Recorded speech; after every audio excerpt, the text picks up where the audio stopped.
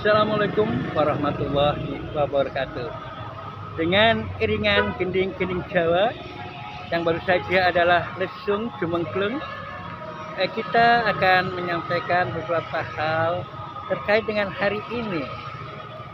Kita tahu hari ini adalah hari Jumat, hari mulia, dikabulkan semua doa dan juga datangnya hari kiamat akhir masa. Saudara, hari ini adalah hari Jumat, di mana hari doa dikabulkan, sehingga sangat tepat kalau hari ini hari libur, mumpung juga libur, kita banyak-banyak melakukan doa apapun. Kita melakukan doa sesuai hajat kita masing-masing, dan tentu saja yang terpenting juga doa untuk Indonesia. Doa untuk Indonesia agar Indonesia mendapatkan pemimpin yang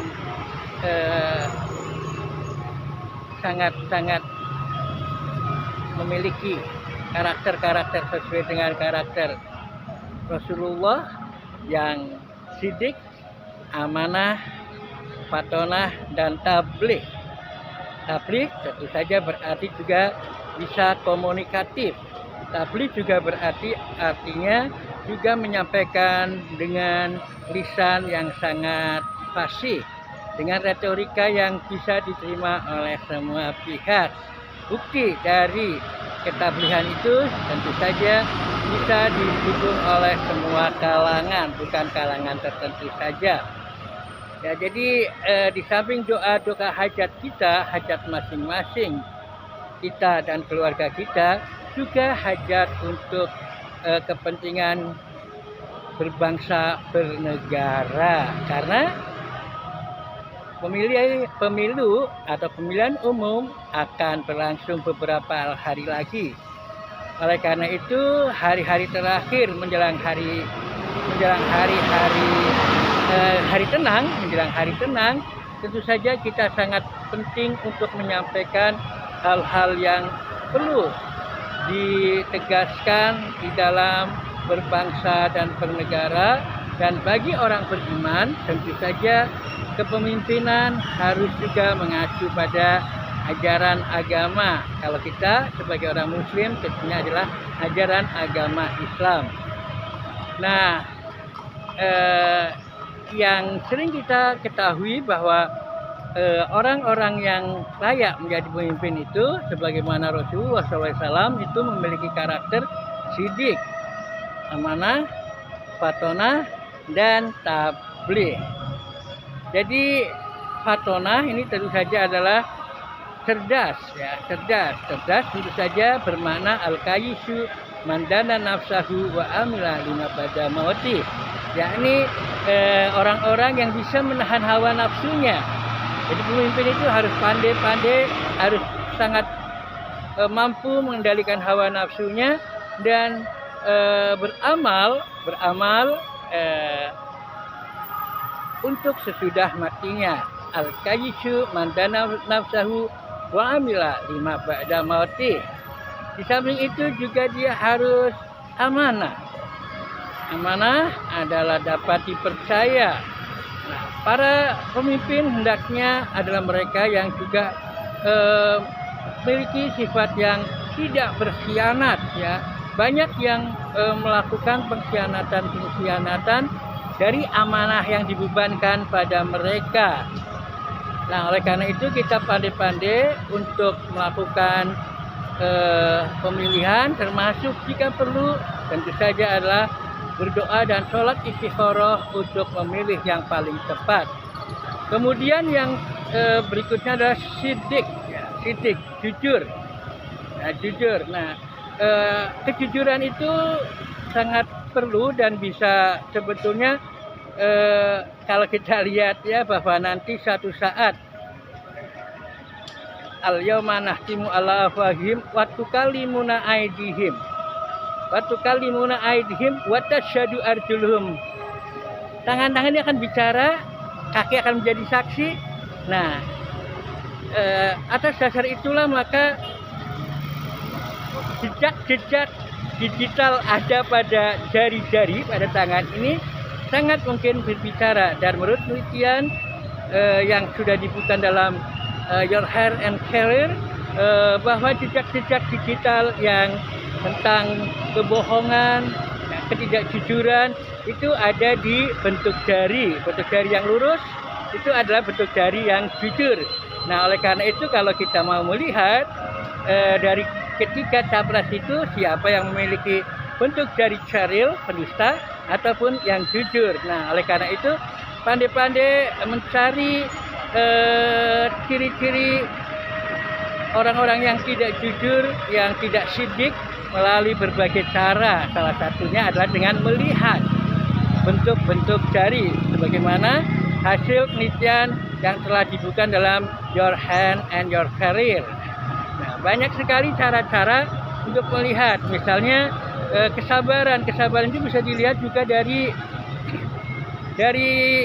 ini nih. Nah, ini antara ini dan ini lebar, ini berarti orang sabar. Kita lihat Anies lebar, yang lain saya wallahu alam tidak mengamati. Tapi kalau jari-jari sudah mengamati semua. Nah, untuk itu kalau Anda ingin tahu jujur dan tidak jujur melalui jari-jari bisa dibuka di channel ini juga. Nah, judulnya adalah jari-jari dan karakter. Jadi hari ini memang hari Jumat menjelang pemilu. Jadi manfaatkan untuk berdoa, beristikharah untuk memilih pemimpin-pemimpin yang benar-benar kita butuhkan, yang cocok untuk Indonesia. Nah, saudara sekalian, apa yang saya sampaikan ini kadang dicap sebagai menjual agama. Tidak, karena kami justru ingin mengajak ke arah agama. Bukan agama saya manfaatkan untuk kemenangan saya atau keberuntungan saya, tapi saya mengajak mari kita melakukan pemilihan juga dengan berdasarkan atau berlandaskan pada ketuhanan yang Maha Esa, berdasarkan nilai-nilai ketuhanan yang Maha Esa, yakni kalau orang Muslim tentu saja ajaran Al-Quran dan Hadis. Kalau yang lainnya tentu saja ada petunjuk-petunjuknya yang lainnya. Kemarin kita melihat mengkaji tentang perbandingan bagaimana di hadis, di Islam, di Kristen maupun di Yahudi dalam memilih pemimpin itu ada, semua ada cara-caranya tersendiri, tidak sembarangan ya, tidak sembarangan. Jadi kalau kita menganggap memilih berpolitik atas dasar agama itu tentu saja bukan sesuatu yang harus dinyinyir dengan apa namanya sebagai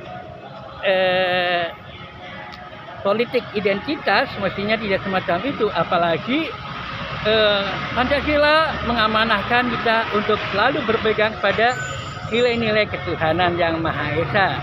Salah satu bukti kita berpegang pada nilai-nilai ketuhanan yang Maha Esa adalah melihat ya bagaimana Allah Rasulnya itu memberikan petunjuk untuk memilih seorang pemimpin. Jadi don't worry, be happy bagi mereka yang tetap berpegang pada sunnah dan Al-Quran dan sunnah Rasul, karena itulah orang yang akan selamat.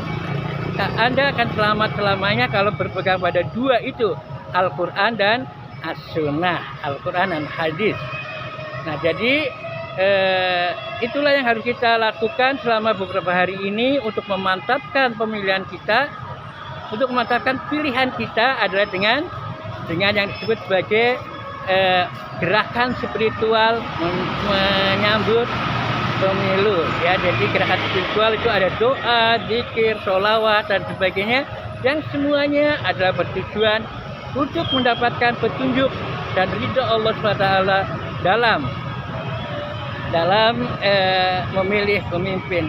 Dan tentu saja kalau kita mau memilihnya dapat yang itu ya kita lihat juga pemimpinnya sholat apa tidak, pemimpinnya zakat apa tidak, pemimpinnya jujur apa tidak. Itu harus dilihat juga toh. Tidak kita cuma berdoa tapi mendukungnya asal, ya enggak begitu. Kita berdoa, gerakan spiritual, dengan doa kita akan memperoleh petunjuk, memperoleh kekuatan batin untuk memilih seseorang. Seseorang itu tentu saja yang memiliki kriteria yang baik juga. Nah, itulah yang catatan di hari Jumat ini mudah-mudahan menjadi masukan yang positif bagi kita semua.